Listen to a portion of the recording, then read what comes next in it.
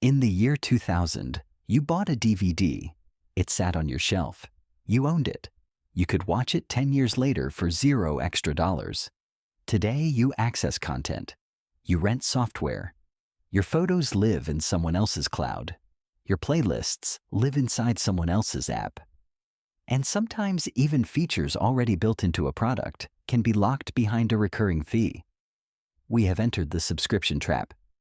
A world where companies do not just want your purchase, they want your next payment, and the one after that. This was not only a business shift, it was a psychological redesign of ownership. Ownership has an ending. You pay once, the product becomes yours. The transaction is finished.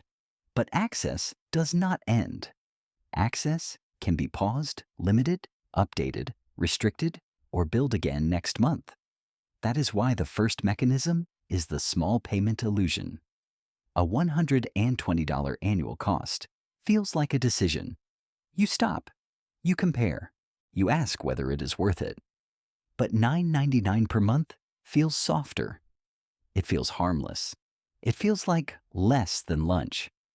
The total cost did not disappear. It was chopped into pieces small enough to ignore. This changes the question. You no longer ask, is this worth $120 a year? You ask, is this worth keeping for one more month? That question is much easier to answer with yes. The subscription does not need you to love it every day. It only needs you to not hate it enough to cancel. That is the quiet genius of recurring billing. Buying requires action.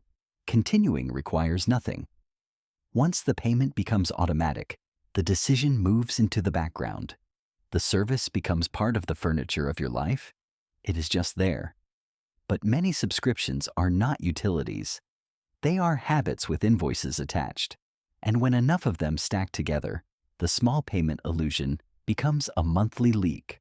One app, one streaming service, one cloud plan, one software tool.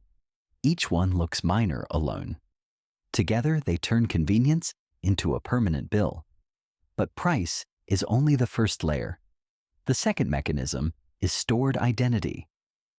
Think about why canceling a music app can feel harder than canceling a product you barely use. It is not just the songs. It is the playlists, history, recommendations, saved albums, and years of tiny choices that taught the app what you like. The company is not only selling access, it is hosting a version of you. The same thing happens with cloud storage.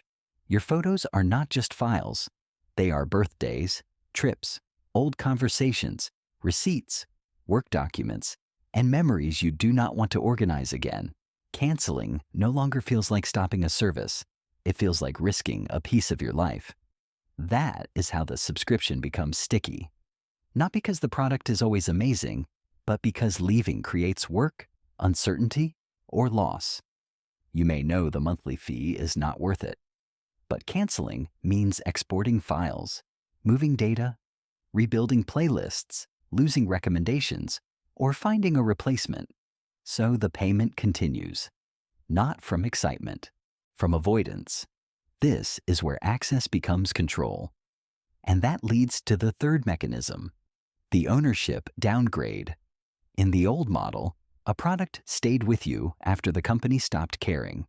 A DVD still played, a book still opened, a piece of software still worked. But in the access model, the company remains between you and the thing you paid for. The app can change. The price can rise. Features can move behind a higher tier. Content can disappear. The account can be restricted. Ads can appear where there were none before. You are not holding the asset. You are holding permission? That difference matters. Permission can be rewritten. Ownership gives you control after payment. Access keeps control with the platform after payment. This does not mean every subscription is bad. Some are genuinely useful.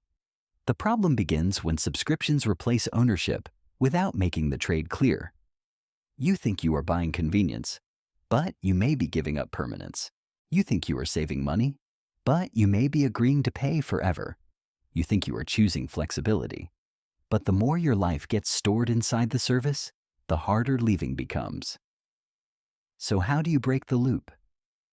Audit your recurring payments once a month, not in your head. Open the list. Look at every charge.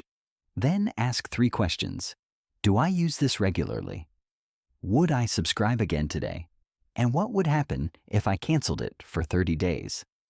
That last question separates real value from fear. If canceling creates no real problem, the subscription may only be surviving because you forgot it existed. Because the trap is not simply that companies charge monthly. It is that monthly charging can make ownership feel outdated, while dependency feels normal. The most expensive things in life are not always the ones with the highest price. Sometimes they are the ones you never finish paying for. The next time a button says subscribe and save, pause before clicking. Are you buying a product, or are you volunteering for a permanent bill? Subscribe to MindRigged for more hidden systems shaping everyday choices.